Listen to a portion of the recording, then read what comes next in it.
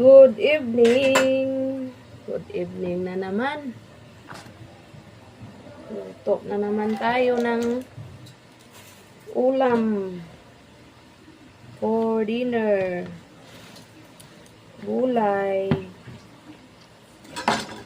And guys, ito sitaw.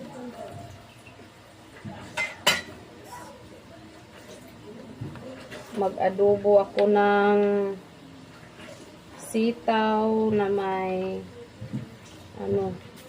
sayote, tsaka ano tawag ito sa Tagalog, sa amin carabansus,